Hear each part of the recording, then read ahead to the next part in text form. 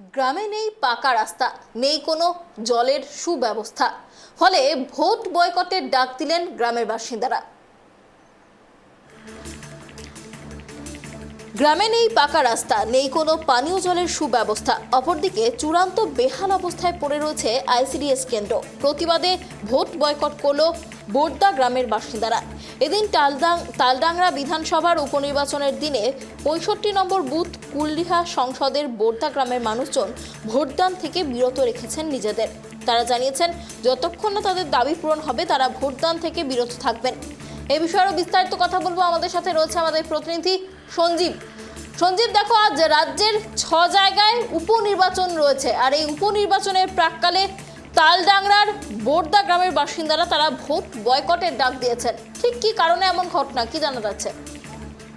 দেখো, একেবারেই তালডাংরা বিধানসভার ৬৫ নম্বর বুথের কুলডিহা সংসদের যে বোর্দা গ্রাম রয়েছে সেই গ্রামের মানুষরা একেবারে ভোট বয়কট করেছে। কেন ভোট বয়কট করলো? তাদের যেটা অভিযোগ, তাদের যেটা দাবি যে এই গ্রামে উন্নয়নের ছিটা ফোটাও পৌঁছায়নি।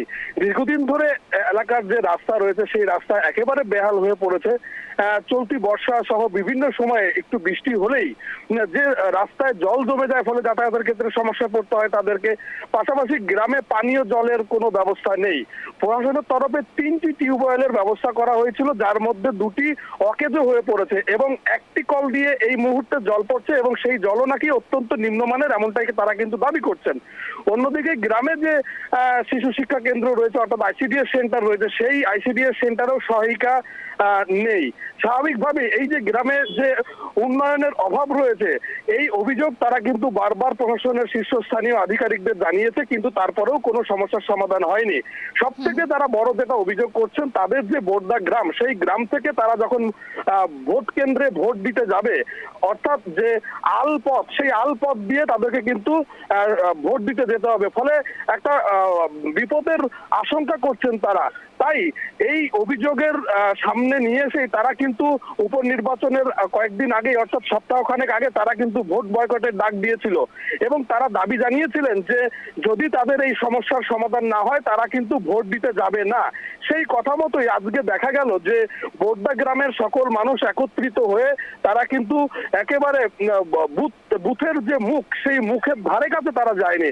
তাদের অভিযোগ, তাদের দাবি, তাদের একটাই দাবি যে তৃণমূল বা অন্যান্য রাজনৈতিক দল বা প্রশাসনের তরফ থেকে তাদের গ্রামে এসে যতক্ষণ না লিখিত ভাবে তাদের যে অভাব অভিযোগ রয়েছে তার সমাধানের প্রতিশ্রুতি দিচ্ছে লিখিতভাবে, তার আগে তারা কিন্তু ভোট দিতে যাবে না।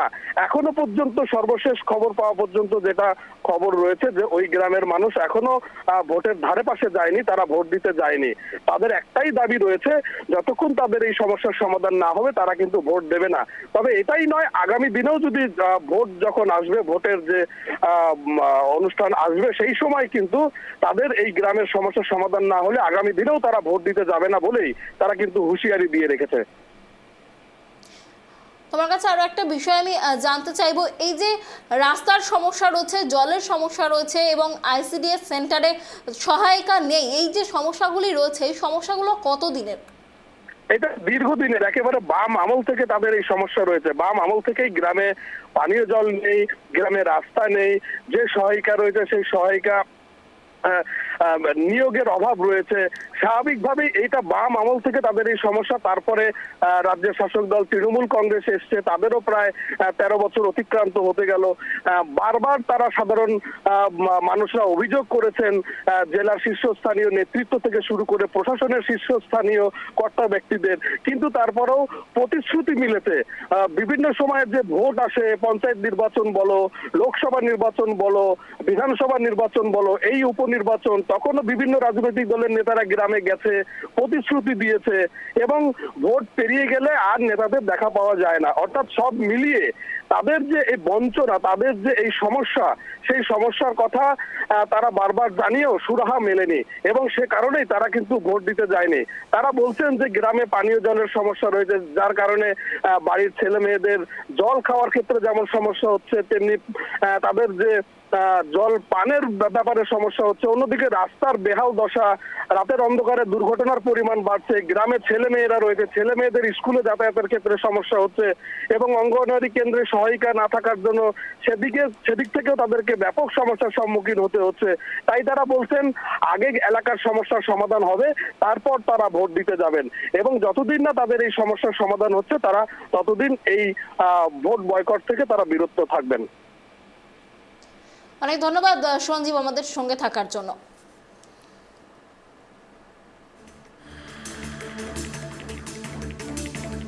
না, আমরা ভোট দিতে যাবো না, আমাদের রাস্তাঘাটের ব্যবস্থা সেরকম নাই। ঝড়ে সাপের কামড় খেয়ে কে ভোট দিতে যাবে? পানীয় জলেরও কোনো ব্যবস্থা নাই সেরকম। 3টা কল আছে, একটা কলে জল পড়বে আর বাকি কলগুলো ভালো করে জল পড়বে নি। সরকারি নলকূপ পাইপ কোথাও আছে মাটির তলে, কোনো ব্যবস্থা নাই। না, আজও জল আসেনি। ভোট এলে কি রাজনৈতিক নেতারা আসে, প্রতিশ্রুতি দেয় শুধু? হ্যাঁ আসে, এটা ওটা বলে দিয়ে চলে যায়। ভোট দিতে কেন যাব?